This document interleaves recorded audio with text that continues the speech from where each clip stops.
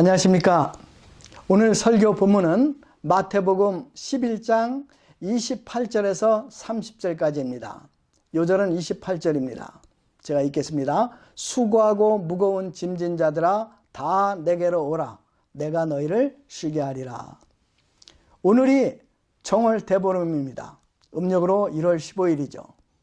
정월 대보름이 되면 동산에 올라 달맞이를 하며 달림에게 행운을 빌었던 어릴 때 기억이 납니다. 아이들은 깡통에 구멍을 뚫고 그 속에 광솔 불을 집어넣고 빙빙 돌렸습니다. 그러다가 공중으로 탁 던지면 멋진 불꽃놀이가 되었습니다. 제가 어릴 때 양촌 뒷동산에 올라가서 보름달을 기다리면 이 산 저 산에서 이 동네 저 동네에서 이 깡통 불꽃이 원을 그리던 광경이 지금도 눈에 선합니다. 그뿐이 아닙니다.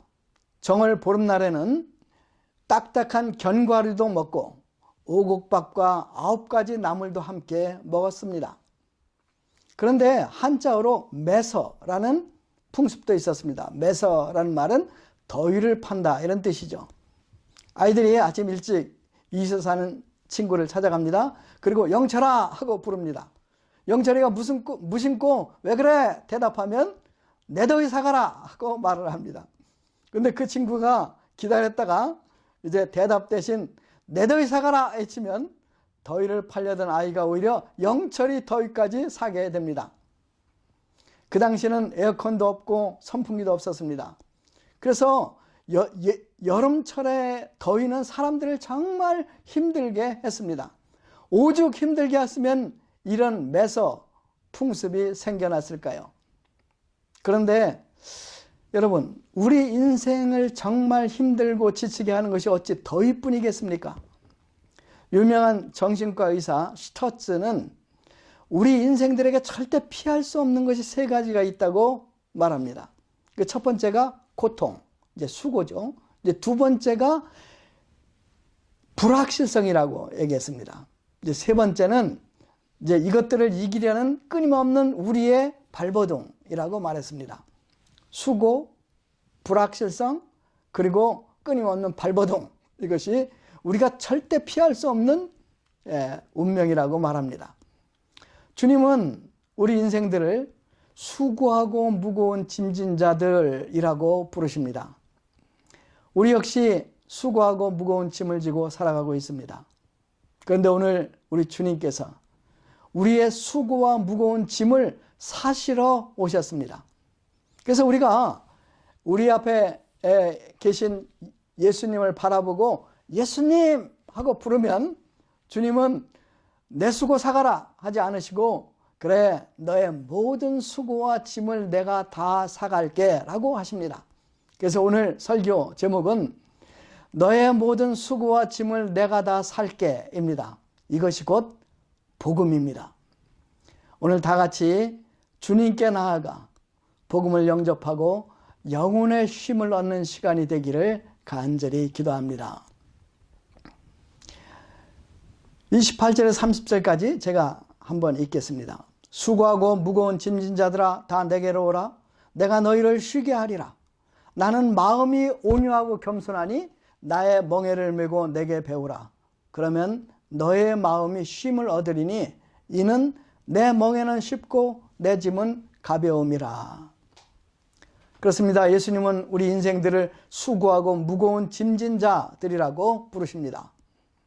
자, 그러면 우리 인생들은 무슨 짐을 지고 있습니까? 이제 여러 가지가 있겠지만 저는 이제 2가지라고 생각돼요.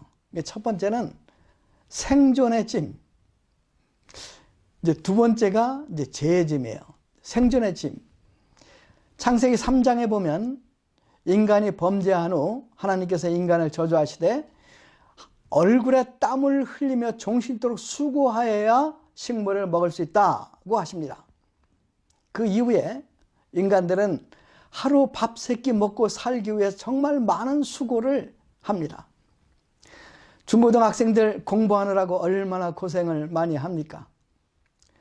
열심히 공부해서 대학에 들어가면 그 수고가 끝나지 않고 이제는 취직 준비하라고 다시 수고합니다. 그렇게 공부해서 경쟁을 뚫고 취직합니다. 자, 이제 취직되었으니 수고가 끝날까요? 아닙니다. 새벽 일찍 일어나 출근을 해야 합니다. 하루 종일 일을 하고 저녁에 늦게 집에 들어옵니다. 대기업에 들어가면 밤 10시에 퇴근하는 사람들이 부지기수입니다. 제 후배가 독일에서 공부를 잘하고 돌아와서 이제 좋은 회사에 취직했어요. 그런데 이런 그 한국 직장 생활이 너무 힘들다 보니까 엘리베이터 안에서 2번이나 기절했다고 합니다. 직장에서는 상사의 눈치를 보며 늘 긴장과 초조함으로 삽니다. 이제 그렇게 직장 생활을 20년, 30년 하면 건강이 이제 유지되지 않습니다. 그래서 건강한 사람이 아무도 없습니다. 그러다가 설상가상으로 회사가 망해버리면 하루아침에 직장을 잃어버립니다. 그렇습니다. 저주받은 세상에서 먹고 사는 것 자체가 수고입니다. 이제 이 세상에 여러 나라가 있고 여러 인사법이 있는데 유일하게 한국에만 있는 인사법이 있어요. 그게 뭔지 아십니까? 수고하셨습니다. 또 수고하십시오 라는 인사입니다. 근데 두 번째 짐은 죄의 짐이라고 그랬죠. 죄의 짐은 다른 어떤 짐보다 우리를 피곤하게 하고 괴롭게 합니다. 왜 그렇습니까?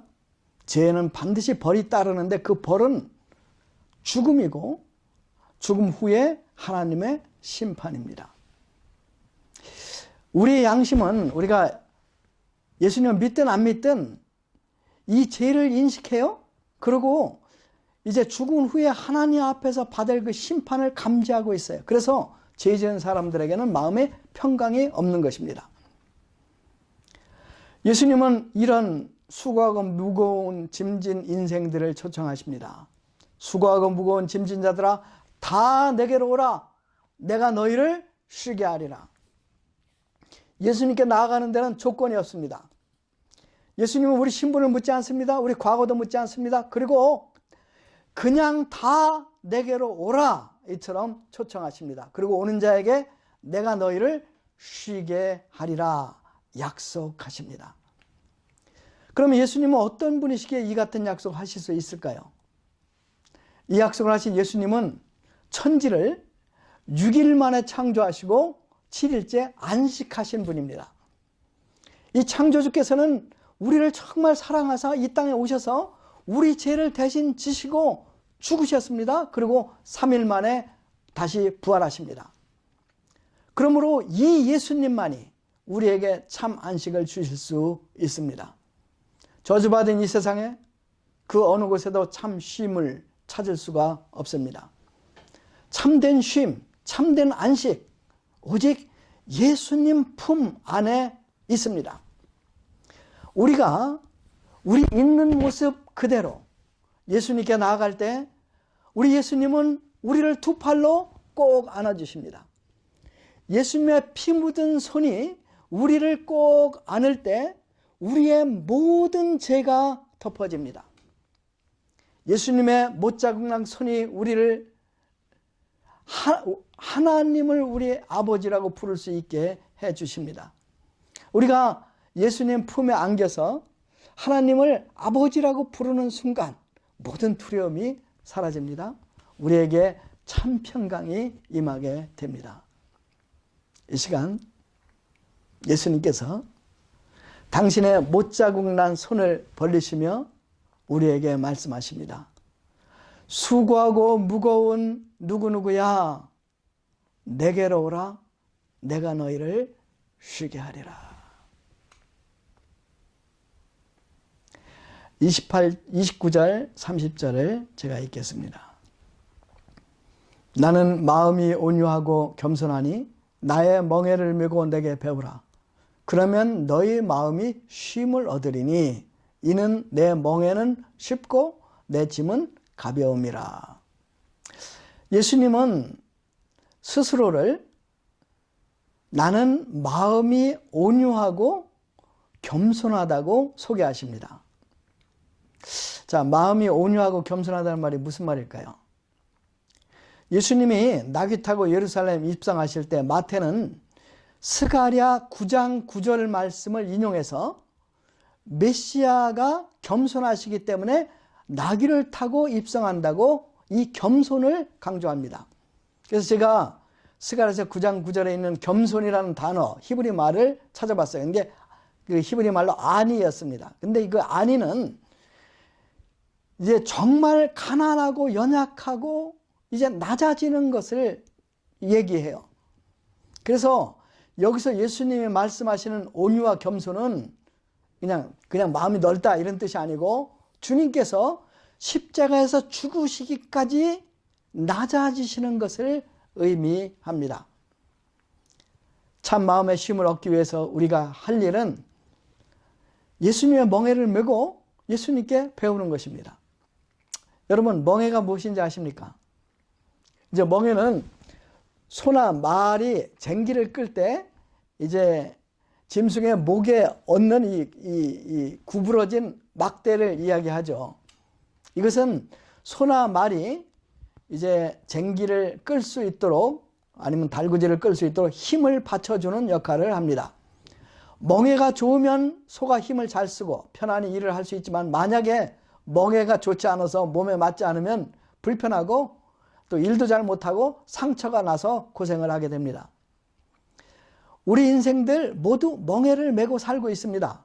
다만 누구의 멍에를 메고 있는가가 이제 중요하죠. 예수님의 멍에를 메지 않으면 우리는 우리 자신의 멍에를 메고 살아갑니다. 내가 내 멍에를 메고 살면 당연히 내가 모든 것을 책임져야 돼요. 문제는 미래는 불확실하고 이 세상에는 우리가 컨트롤할 수 있는 것이 너무나 많다는 것이에요. 결국 이 멍에는 우리를 무섭게 짓누를 수밖에 없습니다. 이것은 우리에게 스트레스를 줍니다. 그리고 우리에게 상처를 줍니다. 그러나 예수님의 멍에는 다릅니다. 왜 그렇습니까? 이제 세 가지 이유가 있습니다. 첫째는 예수님이 온유하시고 겸손하시기 때문입니다. 예수님은 온유하십니다. 겸손하십니다. 우리 대신 죄의 짐을 지시고 십자가에 죽으셨습니다. 그래서 이 예수님의 멍에 안에는 죄사함과 영생이 있습니다. 둘째는 예수님께서 멍에를 함께 져주시기 때문입니다. 이제 한국에는 이제 소를 한 마리 가지고 이렇게 이제 이 멍에를 씌워가지고 이렇게 일을 하는데 이스라엘에서는 반드시 두 마리 소를 함께 이렇게 멍에를 메고 이제 일을 했어요. 그래서 예수님께서 여기서 내 멍에를 메라 이런 뜻은 지금까지 나 혼자 메던 그 멍에를 벗어버리고 이제 예수님이 주시는 멍에를 주님과 함께 같이 메자 이런 뜻이죠. 예수님 전능하십니다. 전능하신 예수님이 우리와 같이 멍에를 메시면 얼마나 수월하겠습니까? 우리는 다만 예수님과 보조를 맞춰서 걸어가기만 하면 됩니다. 예수님께서 내 인생에 오셨습니다. 그리고 나와 함께 걸으시겠다고 하시는 것입니다. 예수님이 나의 인생에 오셔서 내 인생을 온전히 책임져 주시겠다 이런 뜻입니다. 세 번째로 이 예수님의 멍에는 영원한 의미가 있기 때문에 이 멍에는 쉽습니다. 예수님의 멍에는 하나님의 영광을 위해 사는 사명의 십자가를 가르칩니다. 이 멍에는 하나님의 영광이 인생의 최고의 목적이 되는 삶을 살도록 합니다. 당연히 이 멍에는 우리에게 영원한 삶의 또 절대적인 의미를 부여합니다. 여러분, 사람이 불행하다고 느낄 때는 이제 하는 일이 너무 힘들어서 보다도 자기가 하는 일에서 절대적인 의미를 찾지 못할 때입니다. 예수님과 함께 지는 멍에는 우리에게 영원한 의미가 있습니다. 우리가 주님과 함께 살 때 우리의 삶 속에 일어나는 모든 것에는 절대적인 영원한 의미가 있는 것입니다. 여러분 혹시 단지 15분이라는 연극을 한번 보신 적이 있습니까?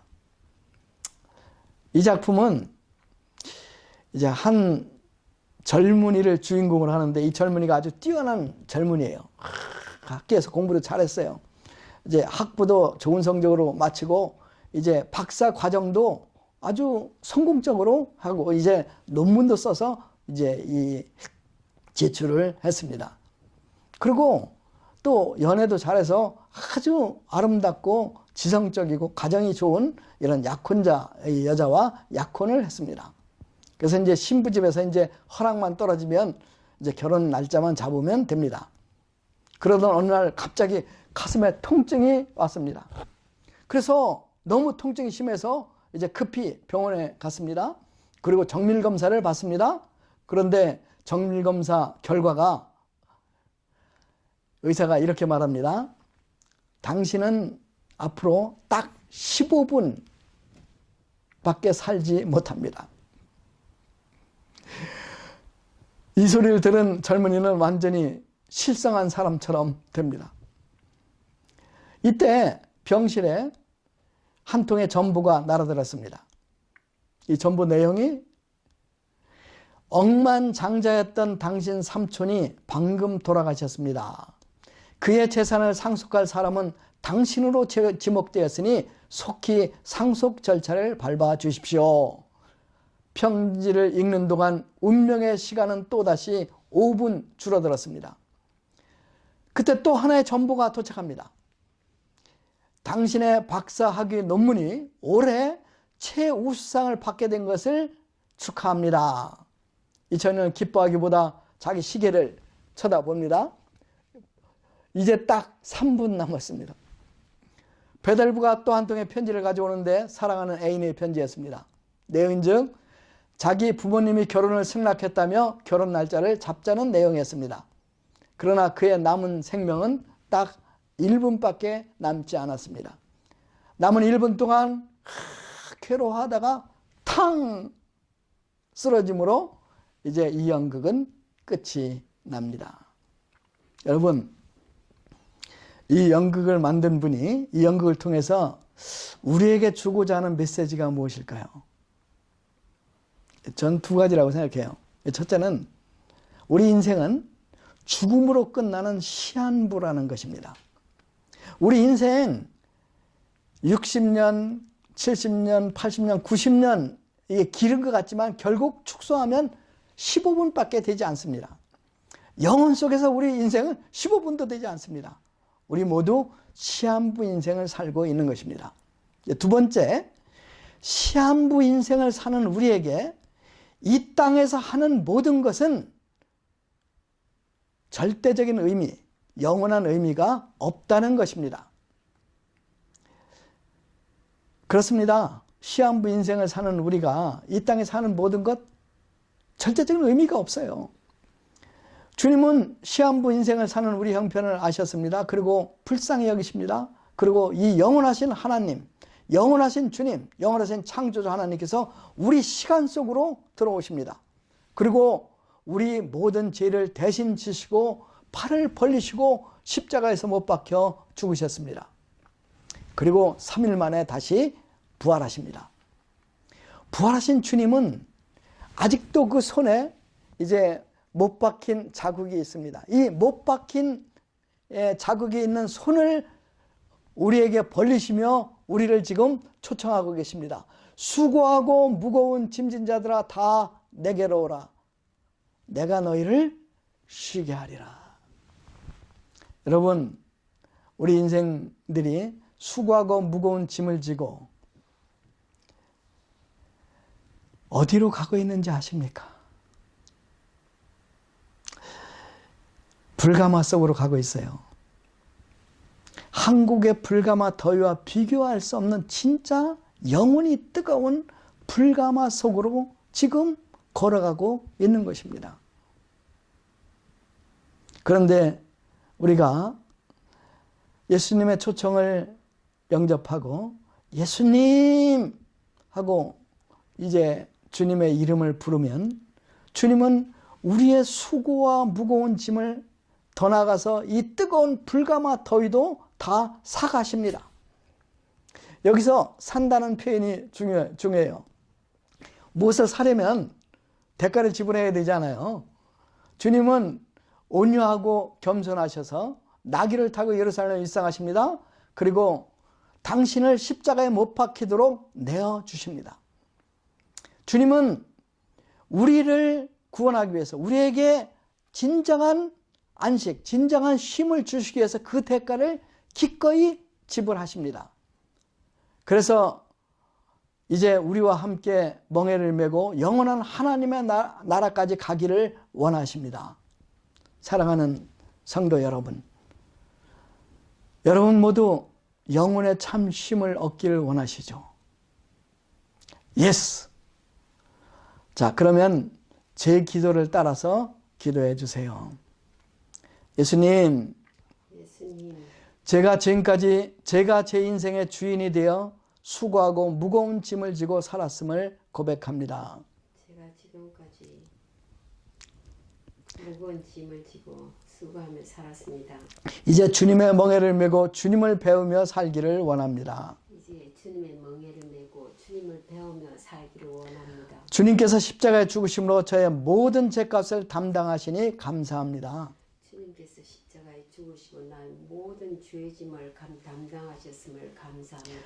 지금 저는 제 마음의 문을 열고 저의 마음의 문을 열고 예수님을 저의 구주, 저의 하나님으로 영접합니다. 예수님을 저의 구주요, 저의 하나님으로 영접합니다. 저의 모든 죄를 용서하시고 저의 모든 죄를 용서하시고 저를 주님의 멍에를 메는 제자로 삼아주심을 감사합니다. 저를 주님의 멍에를 메는 제자로 삼아주시니 감사합니다. 예수님의 이름으로 기도했습니다. 예수님의 이름으로 기도했습니다. 아멘. 아멘.